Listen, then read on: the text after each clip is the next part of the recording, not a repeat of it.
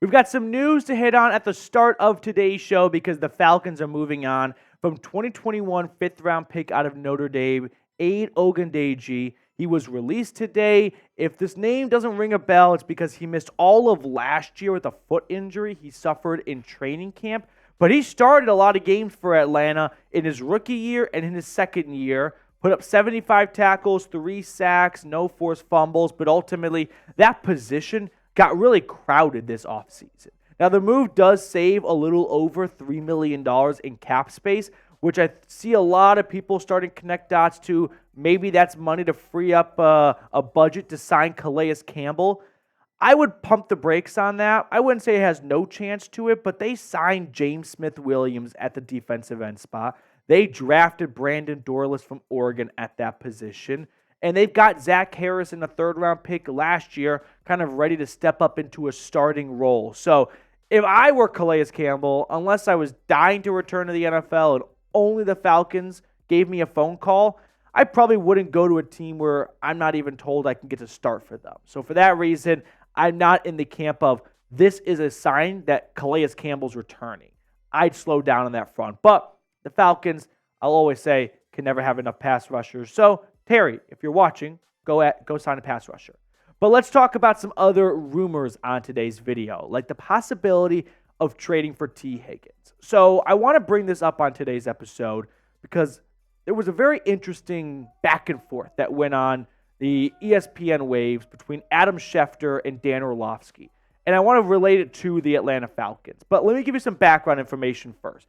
So the Bengals wide receiver Tee Higgins, second-round pick out of Clemson, he's set to play on a $21.8 fully guaranteed $1 million franchise tag for the 2024 season. And he has been a very available player for much of his career.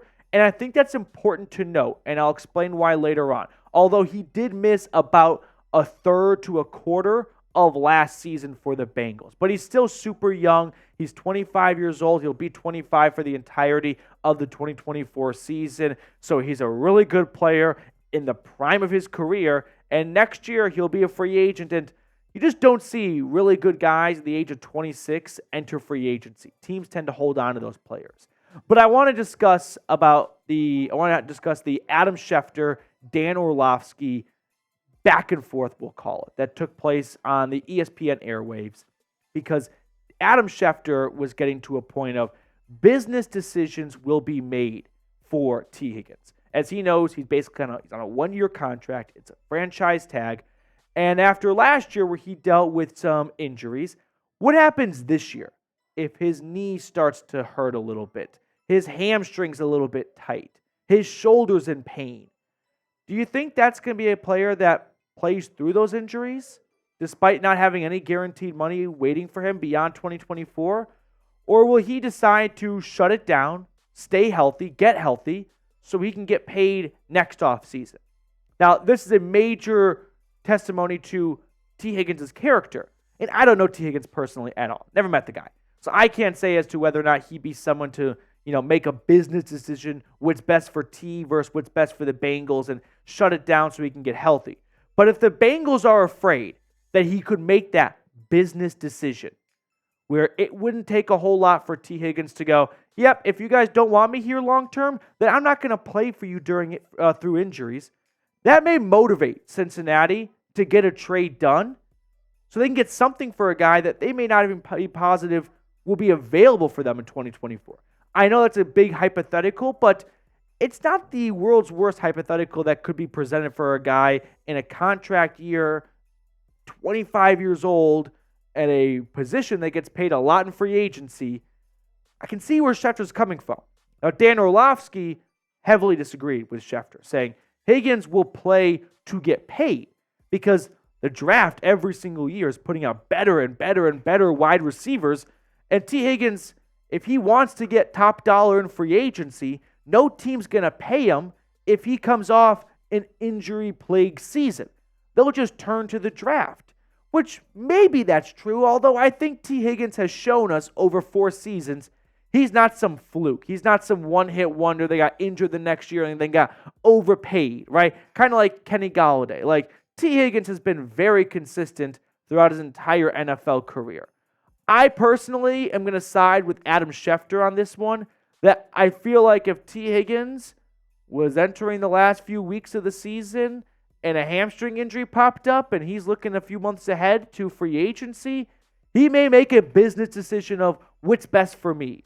That is, not play through this, maybe tear my hamstring altogether, and then take a huge blow to what I could get in free agency. So that could, like I said, motivate the Cincinnati Bengals to try and get a trade done if they're already afraid of, yeah, we'll have him for this year and not beyond that, but what if we don't even have him for much of this year because of how quickly he could pull the plug on himself because of injuries and him not having any guaranteed money beyond 2024. Now, what would a contract extension look like for Tee Higgins? The player I've heard that he's been looking to get in the neighborhood of, and to be honest with you, I don't blame him for this, it is the Colts wide receiver Michael Pittman, who got a nice contract extension before free agency got underway back in March. 3 years, $70 million. So if you're in the camp of let's trade for Tee Higgins, but then you got to extend him, what would it cost? I think he'd probably want to get a little bit more than what Michael Pittman got. Like a 3-year contract worth $71 million, right? It may be that minuscule of a pay jump, but ultimately probably around $23.5 million a season, which, by the way, before all of you say Atlanta can't afford that, they can. I'm just telling you right now, they can. And I'm not even saying that to go full Saints mode when it comes to restructuring contracts. They can get this done financially if they really, really wanted to. Now, I think it would be a good idea for the Falcons to add to their wide receiver room. You've got Drake London, Darnell Mooney, 2 more proven players.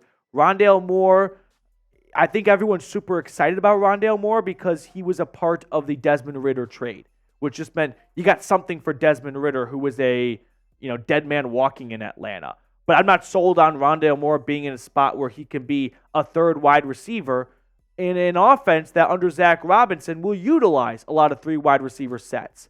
In fact, take it one step further.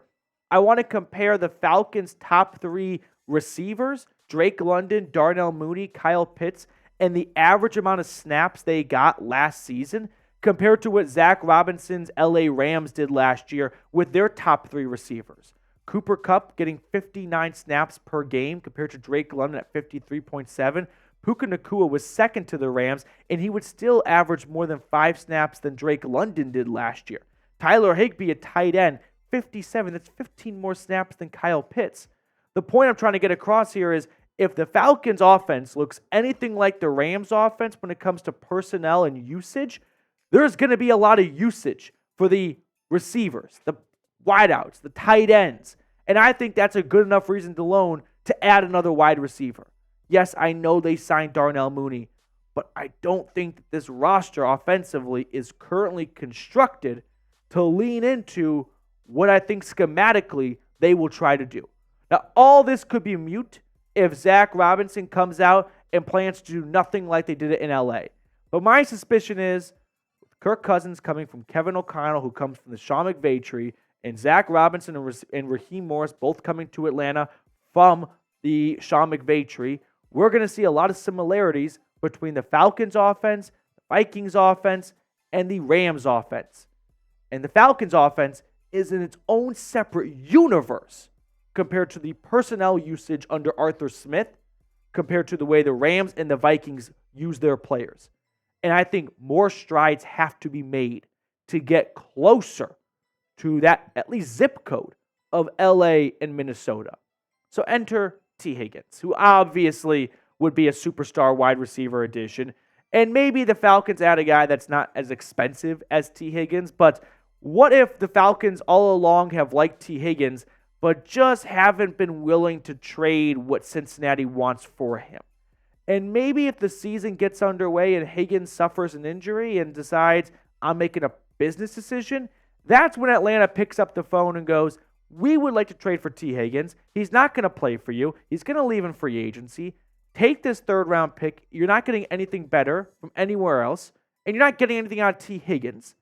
And Tee Higgins goes, I can definitely make sure this hamstring is ready to go by next Sunday if I've got a 3-year, $72 million extension in front of me. And Atlanta goes, fine by us. We are all in right now under Kirk Cousins because we're trying to get Arthur Blank a Super Bowl while he's still breathing.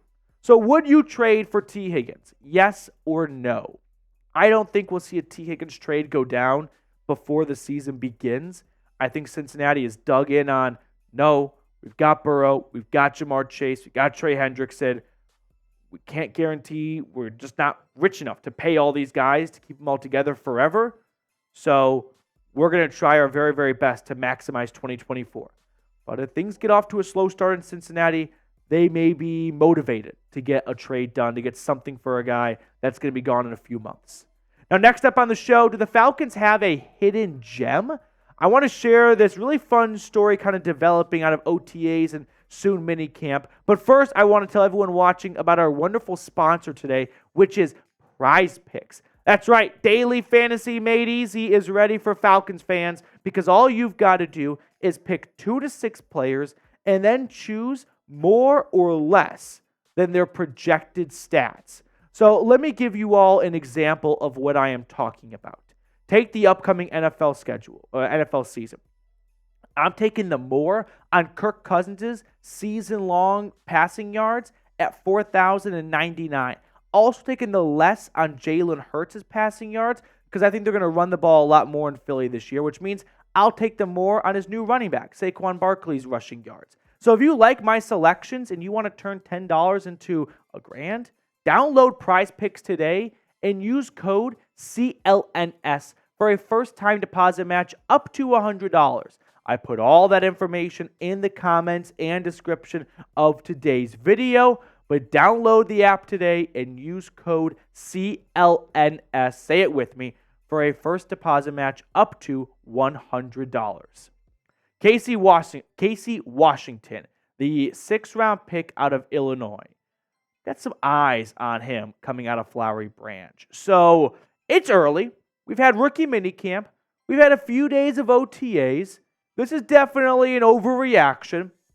But the boots on the ground murmurs and chatter is this 6th-round pick out of Illinois is making some headlines. He's making some eyeballs turn his way. Next are moving to number 82. Casey Washington coming out of Illinois, one of the better athletes, we'll put it. Like maybe not the absolute best, but by no means is he some slowpoke or overweight, right? Good size, 6 foot, 200 pounds, ran a solid sub 4.5 40-yard dash. And every single year there tends to be at least one wide receiver from day 3 of the draft that makes a decent name for himself. Last year, that was Puka Nacua. Could Casey Washington be this year's Puka Nacua? I'm not anywhere near that stage yet. Maybe he could be closer to like a Romeo Doubs for the Packers in 2022. Pretty good production for a 4th-round pick, especially with the circumstances of the quarterback carousel, or just the, up and downness, we'll put it in Green Bay. 2021, Amon-Ra St. Brown for the Detroit Lions. I don't know if you guys knew this already, but there were 17 wide receivers, I think, drafted before him. I don't know if he's ever mentioned that before, but I'll share it for him. Darnell Mooney, now the Atlanta Falcons wide receiver. His rookie year with the Bears. 5th-round pick from Tulane. 631 yards. Darius Slayton, 5th-round pick out of Auburn for the Giants. 740 yards, 8 touchdowns. So could Casey Washington be the next Puka Nacua in terms of day 3 rookie wide receivers that just come out of nowhere? I'm not ready to get there yet. I think Casey Washington could have maybe a solid rookie season because the Falcons wide receiver room is so wide open after Drake London and Darnell Mooney that Casey Washington could really push and compete for more snaps than maybe he would get in other wide receiver rooms across the league. What's stopping Casey Washington from surpassing a Kadero Hodge or Rondale Moore? I mean, those are not 2 guys that are so firmly established that their spots on the depth chart are undoubted. So when you look at the draft class for Atlanta, we're not going to see much of Michael Penix this year, most likely. I think Rook is going to be a rotational player at best. You still have Onyemata and Grady Jarrett. I don't see a starting job for Braylon Trice, at least the beginning of the year. I think Brandon Dorlus also will be a rotational guy. So wouldn't be like the world's craziest thing if like that 6th-round pick from Illinois kind of quietly has the most production out of all the rookies, just because of everyone above him that got drafted has a lot more competition at the rooms they were drafted to. Whereas Washington in the wide receiver room, maybe he's the guy that you bring up to your friends at Taco Mac to sound smart. And then October rolls around and they're like, who was it that was telling us about Casey Washington? Oh, yeah, the guy that watches the Falcons Today channel. What a smart dude. We should be more like him. Let's go watch that channel. So who is your favorite Falcons draft pick this year? Let me know in the comment section below. For me, I'd probably go Braylon Trice. He wasn't I preferred some other edge rushers at that spot, to be fully honest and transparent, but he was very productive at Washington. And I asked for production from edge rushers in college, so ask and you shall receive. But that will do it for us on this edition of Falcons Today. Thank you guys so much for tuning in. Really, really appreciate it. If you're still watching, I feel like we haven't done this in a while, scroll on down and give me an ATL so I know who the end of the video crew is.